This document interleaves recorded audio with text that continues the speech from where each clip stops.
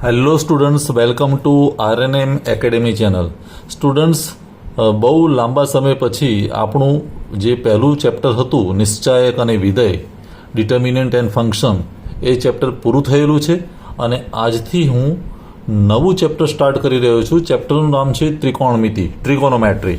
તો ત્રિકોણમિતિનું ચેપ્ટર આજથી સ્ટાર્ટ કરું છું. પણ એ પહેલાં ખાસ વાત એ કહી દઉં કે આ જ ચેનલ ઉપર બીજા ઘણા સબ્જેક્ટના વિડીયો અવેલેબલ છે જે તમને ઉપયોગી થઈ શકે એમ છે. દાખલા તરીકે એન્જિનિયરિંગ ડ્રોઈંગ, પછી છે બેઝિક મિકેનિકલ એન્જિનિયરિંગ, ઘણી શોર્ટ ટ્રિક્સ પણ મેથ્સની છે. તો આ બધું જ સાહિત્ય અવેલેબલ છે અલગ અલગ પ્લેલિસ્ટ મારફતે. તમારે જે પણ સબ્જેક્ટ ભણવો હોય કે જે પણ ચેપ્ટર જોવું હોય એનું પ્લેલિસ્ટ પર જઈને તમે એ પ્લેલિસ્ટમાં જેટલા પણ વિડીયો છે તમે જોશો તો આખું ચેપ્ટર કવર થઈ જશે. શરૂઆત કરીએ છીએ આજે આપણે ત્રિકોણમિતિની. અને ત્રિકોણમિતિમાં પણ પહેલો ટોપિક છે તે એકમ વર્તુળ વિશે જાણીશું. તો ચાલો શરૂઆત કરીએ આ ચેપ્ટરની પહેલા વિડીયોથી. અને એમાં ટાઈમ વેસ્ટ કર્યા વગર હું પહેલો ટોપિક રજૂ કરું છું, તે છે તે એકમ વર્તુળ. ત્રિકોણમિતિની સ્ટુડન્ટ્સ જ્યારે વાત કરતા હોય ત્યારે સૌથી પહેલો ટોપિક છે એ સમજવાનું હોય તો એકમ વર્તુળ. નામ તો વર્તુળ છે પણ આગળ લાગેલો છે એકમ વર્તુળ. હવે એકમ વર્તુળ શું છે સમજી લઈએ. પહેલાં જ્યારે વર્તુળની વાત હોય ત્યારે બે ઘટકો સામાન્ય છે. એક છે વર્તુળ દોરવા માટે શું જોઈએ? કેન્દ્ર જોઈએ, અને બીજું જોઈએ ત્રિજ્યા. કેન્દ્ર અને ત્રિજ્યા તમારી પાસે હોય જેને કહેવાય સેન્ટર અને રેડિયસ. કેન્દ્ર અને ત્રિજ્યા હોય તો વર્તુળ દોરી શકાય. તો આ કેવા પ્રકારનું વર્તુળ કે જેમાં કેન્દ્ર કેવું છે? 0, જેને આપણે કહીએ છીએ ઉગમ બિંદુ. જેનું કેન્દ્ર કોણ હોય? ઉગમ બિંદુ. એટલે આપણે એક્સ અને વાય કોઓર્ડિનેટની વાત કરીએ તો જે ઓરિજિન જે છે 0 એ એનું કેન્દ્ર હોય, અને ત્રિજ્યા કેટલી હોય? એકમ, એટલે યુનિટ, 1 યુનિટ. ત્રિજ્યાનો એકમ 1 યુનિટ હોય. તો એવા વર્તુળને આપણે એકમ વર્તુળ કહીએ. ફરી કહી દઉં કે એની વ્યાખ્યા આપવી હોય તો એમ કહી શકાય કે યામ સમતલમાં જેનું કેન્દ્ર ઉગમ બિંદુ હોય, અને ત્રિજ્યા 1 એકમ હોય, તો એવા વર્તુળને આપણે કહીશું એકમ વર્તુળ. તો વ્યાખ્યા સિમ્પલ છે. ઘણીવાર એક માર્કમાં પૂછી પણ શકાય કે યામ સમતલ એટલે એક્સ અને વાય કોઓર્ડિનેટવાળી પદ્ધતિ. યામ સમતલમાં જેનું કેન્દ્ર ઉગમ બિંદુ હોય અને જેની ત્રિજ્યા 1 એકમ છે એવા વર્તુળને આપણે એકમ વર્તુળ કહીશું. હવે એકમ વર્તુળનો કોન્સેપ્ટ સમજવો હોય તો હું તમને અહીંયા એક્સ અને વાય કોઓર્ડિનેટ દોરીને બતાવું કે આ આપણા માટે વાય કોઓર્ડિનેટ, અને આડી લાઈન હું દોરું તો એને કહેવાય એક્સ કોઓર્ડિનેટ. તો આ થયો એક્સ કોઓર્ડિનેટ અને આ છે તે વાય કોઓર્ડિનેટ. આવું આપણે કહી શકીએ. અને એનું જે સેન્ટર છે O 0 એ એનું ઉગમ બિંદુ કહેવાય. હવે એવું સેન્ટર કે જ્યાં આ જે 0 છે સેન્ટર બની જાય, અને ત્રિજ્યા કેટલી લેવાની? 1 એકમ. સમજો કે 1 એકમ અહીંયા થાય છે, તો 1 એકમે અહીંયા એક્સ કોઓર્ડિનેટની વેલ્યુ કેવી થાય? એક્સ કોઓર્ડિનેટ 1 કહેવાય અહીંથી, પણ વાય કોઓર્ડિનેટ 0 એટલે આ પોઈન્ટ 10 કહેવાય.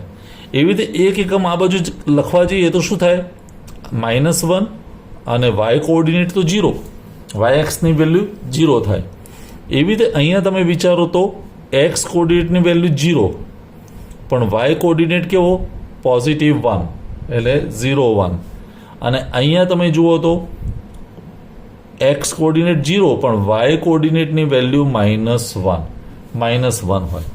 હવે આવા 4 બિંદુને સમાવિષ્ટ કરતું જે સર્કલ બને એને આપણે શું કહીએ છીએ? એકમ વર્તુળ. હું રફલી તમને જો ડ્રોઈંગ કરીને બતાવું તો આવું જે સર્કલ બનશે તો આ થયું જે યુનિટ સર્કલ કહેવાય, એકમ વર્તુળ. તો એકમ વર્તુળની વ્યાખ્યા તમને સમજમાં આવી ગઈ છે. અને એકમ વર્તુળ આ પ્રકારનું બને. હવે આની અંદરના 4 આપણે એના પોઈન્ટ્સ, જે મેઇન બિંદુઓ છે એને યાદ રાખીએ. આને આપણે કહીશું A, કે જે 10 છે. આ બાજુ માઇનસ આવે તો આને આપણે A' કહીશું. એવી રીતે વાય કોઓર્ડિનેટ જ્યાં 1 થતો હોય તે B, અને આને કહીશું તે B'. તો આ એકમ વર્તુળ થયું. હવે એકમ વર્તુળમાં તમે જુઓ તો જો આ ડાયરેક્શનમાં આપણે જતા હોઈએ જેને શું કહેવાય?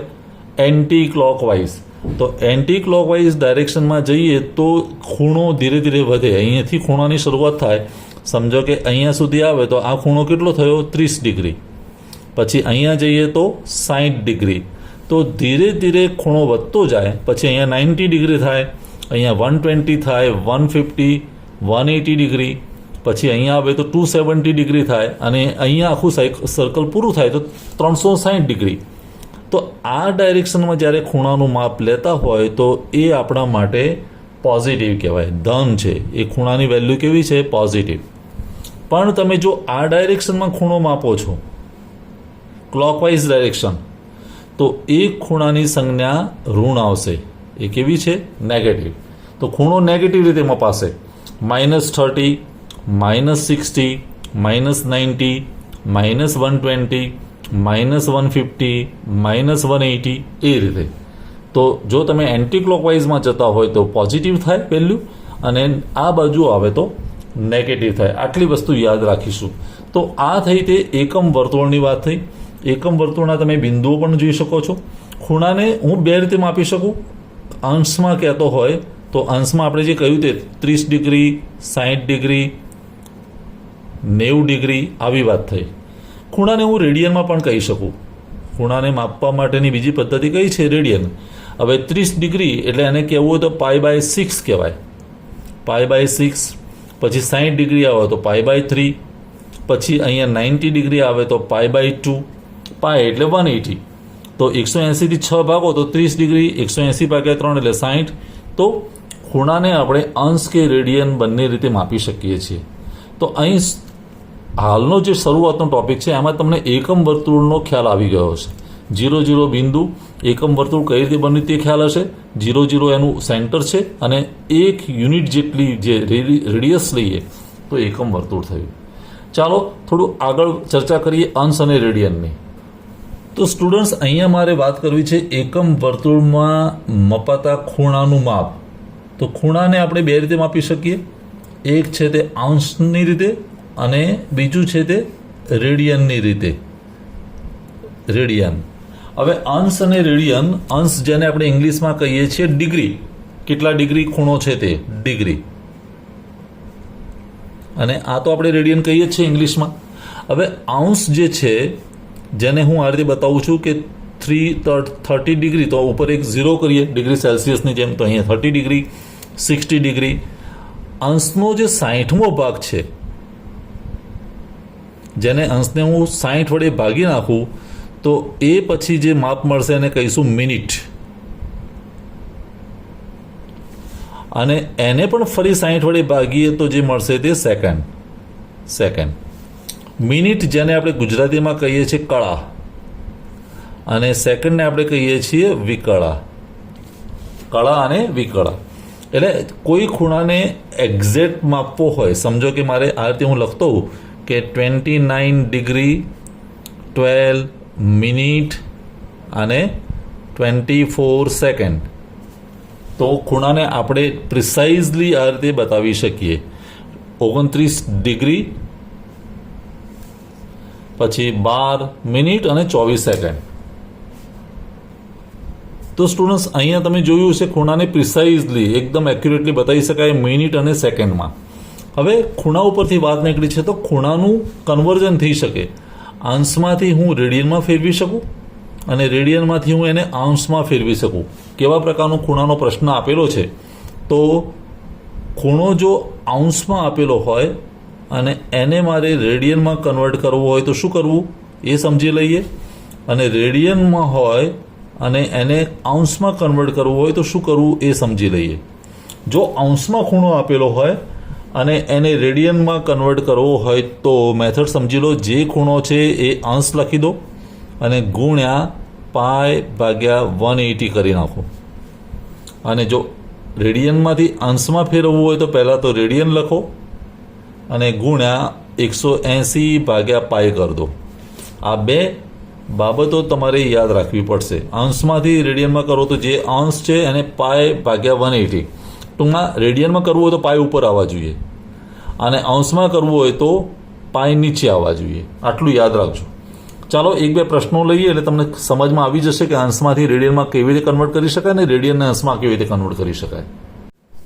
તો સ્ટુડન્ટ્સ, અહીંયા પહેલો પ્રશ્ન મેં લીધો છે અને આ પ્રશ્ન એવો નથી કે સમજવા માટે લીધો છે, પણ તમારા જીટીયુની પરીક્ષામાં પૂછાયેલા જ પ્રશ્નો છે. તો એ પ્રશ્નોમાં આવું છે કે નીચેના ખૂણાના માપને રેડિયનમાં ફેરવો, આવું ટાઇટલ આપેલું છે ને આ પ્રકારના અલગ અલગ ખૂણાને તમારે રેડિયનમાં કન્વર્ટ કરવાના છે. તો શું કરીશું? સોલ્યુશન જો જોવું હોય તો સોલ્યુશન સિમ્પલ છે. જે પણ ખૂણો આપ્યો હોય એને રેડિયનમાં કન્વર્ટ કરવું છે. સમજો કે પહેલું છે 72, તો 72 ગુણ્યા રેડિયનમાં કરવું તો પાઈ ઉપર રહેવા જોઈએ અને 180 નીચે, કારણ કે રેડિયન જોઈએ છે તો પાઈ હંમેશા અંશમાં રહેવા જોઈએ. પાઈ ભાગ્યા 180. હવે તમે આને કરશો તો છેદ ઉડાડીએ તો જ્યારે હું આને 9થી ભાગું તો 20 ગુણ્યા 9 એટલે 180 અને 9થી અહીંયા કરું તો 8 આવે. હવે 8ના અડધા, સમજો કે 4થી ભાગું તો અહીંયા 4 ગુણ્યા 2 એટલે 8 અને 4થી અહીંયા ભાગું તો 5. તો વધ્યું શું? 2 પાઈ અને નીચે 5, તો 2 પાઈ બાય 5 રેડિયન. આ રેડિયનમાં કન્વર્ટ થઈ ગયું. 2 પાઈ ડિવાઇડેડ બાય 5. તો આ રીતે રેડિયનમાં કન્વર્ટ કરી શકાય. બીજો પ્રશ્ન લઈએ 120. તો 120 ગુણ્યા પાઈ ભાગ્યા 180. જે પણ ખૂણો છે એને પાઈ ભાગ્યા 180થી ગુણી નાખો. હવે અહીંથી કરશો તો શું થશે? 60 ગુણ્યા 2 એટલે 120 અને 60 ગુણ્યા 3 એટલે 180. તો હવે વધારે સાદુરૂપ થશે નહીં, તો 2 પાઈ બાય 3 રેડિયન. આ રેડિયનની વાત થઈ. ત્રીજો પ્રશ્ન લઈએ 18 ડિગ્રી. તો 18 ગુણ્યા પાઈ ભાગ્યા 180. તો શું થશે? 18 ગુણ્યા 10 એટલે 180. તો જવાબ શું મળ્યો? Pi by 10. Pi by 10 radian. ચોથો પ્રશ્ન લઈએ 63 ડિગ્રી. તો 63 ગુણ્યા પાઈ ભાગ્યા 180. હવે 63 એટલે 9 7 63. તો 9થી ભાગું તો 7 આવે અને અહીંયા 9થી ભાગું તો 20 આવે. તો 63માં 7 પાઈ ઉપર રહેશે. 7 પાઈ ડિવાઇડેડ બાય 20 આટલા રેડિયન થાય. પાંચમો પ્રશ્ન લઈએ 135 ડિગ્રી. તો 135 ગુણ્યા પાઈ ભાગ્યા 180. હવે અહીંયા તમે જુઓ તો 45થી ભાગીએ તો 45 ગુણ્યા 3 એટલે 135 અને 45 ગુણ્યા 4 એટલે 180. તો સીધો જ જવાબ મળશે 3 પાઈ બાય 4. 3 pi by 4. છઠ્ઠો પ્રશ્ન લઈએ 216 ડિગ્રી. તો 216 ગુણ્યા પાઈ ભાગ્યા 180. હવે સીધું ના ફાવે તો 216ના અડધા એટલે 108 અને 180ના અડધા એટલે 90. હવે 9થી ભાગીએ તો 9 10 90 અને અહીંયા 9થી તો 12 9 108. 10ના અડધા એટલે 5 અને 12ના અડધા એટલે 6. હવે આનાથી વધારે સાદુરૂપ થઈ શકશે નહીં, તો શું આવ્યું? 6 પાઈ ડિવાઇડેડ બાય 5. આ રેડિયનમાં કન્વર્ટ થઈ ગયું. અને છેલ્લો પ્રશ્ન છે 270 ડિગ્રી મલ્ટીપ્લાઇડ બાય પાઈ ભાગ્યા 180. તો 90 ગુણ્યા 3 એટલે 270. 90 ગુણ્યા 2 એટલે 180. તો 3 પાઈ બાય 2 આ રેડિયનમાં થયું. તો આ રીતે કોઈ પણ અંશવાળા ખૂણાને હું રેડિયનમાં કન્વર્ટ કરી શકું. યાદ એટલું જ રાખવાનું કે પાઈ ઉપર રહેવા જોઈએ અને પાઈના ઇક્વિવેલન્ટ જે વેલ્યુ છે 180 એ નીચે આવવી જોઈએ. તો સ્ટુડન્ટ્સ, આ જ કન્વર્ઝનનો બીજો ભાગ પણ સમજી લઈએ. નીચેના ખૂણાઓને અંશમાં ફેરવો. અહીંયા રેડિયનમાં આપેલું છે અને રેડિયનને આપણે કન્વર્ટ કરવું છે અંશમાં. તો સોલ્યુશનની વાત કરીએ તો પહેલો પ્રશ્ન સોલ્યુશન. પ્રશ્ન નંબર 1 છે પાઈ બાય 15. હવે પાઈ બાય 15 હોય અને મારે અંશમાં ફેરવવું હોય તો પાઈ તમારા નીચે આવવા જોઈએ, અંશવાળી વેલ્યુ ઉપર આવવી જોઈએ. 180 ડિવાઇડેડ બાય પાઈ. આવી રીતે ગુણી દેવાનું. પહેલામાં પાઈ ઉપર હતા, અહીંયા પાઈ નીચે છે. હવે જ્યારે તમે આવું કરો ત્યારે પાઈ નીકળી જશે અને 15થી અહીંયા ભાગો તો 15 ગુણ્યા 1 એટલે 15. હા, એટલે અહીંયા 12 આવે. તો જવાબ મળે 12 ડિગ્રી. તો અંશમાં ફેરવાઈ ગયો 12 ડિગ્રી. બીજો પાર્ટ પાઈ બાય 6. તો પાઈ બાય 6 ગુણ્યા 180 ડિવાઇડેડ બાય પાઈ. તો શું થશે? પાઈ કેન્સલ અને 6થી અહીંયા ભાગીએ તો 30 આવે તો અહીંયા ખૂણાનું માપ આવશે 30 અંશ 30 ડિગ્રી. ત્રીજો ભાગ 2π/9, તો આને પણ અંશમાં ફેરવવું હોય તો 180 ઉપર પાય નીચે. હવે શું થશે? પાય કેન્સલ અને અહીં 9થી ભાગું તો 20 આવે અને 20 ગુણ્યા 2 એટલે 40 ડિગ્રી જવાબ આવે. 40 ડિગ્રી. ચોથો પ્રશ્ન π/30 અને એને ગુણી નાખું 180 ડિવાઇડેડ બાય પાય, તો શું થશે? પાય કેન્સલ અને 36 × 180 તો જવાબ મળ્યો 6 ડિગ્રી. ખૂણો કન્વર્ટ થઈ ગયો 6 ડિગ્રીમાં. એવી જ રીતે પાંચમો પ્રશ્ન π/9 તો ગુણ્યા 180 ડિવાઇડેડ બાય પાય, તો પાય કેન્સલ, 9થી અહીંયા ભાગીએ તો જવાબ મળે 20 ડિગ્રી. 20 ડિગ્રી. હવે છઠ્ઠો પ્રશ્ન 4π ડિવાઇડેડ બાય 5 અને એને હું ગુણી નાખું 180 ભાગ્યા પાય કેન્સલ, 5થી ભાગું તો અહીંયા મળે 36, 36 ગુણ્યા 4 એટલે 144 ડિગ્રી.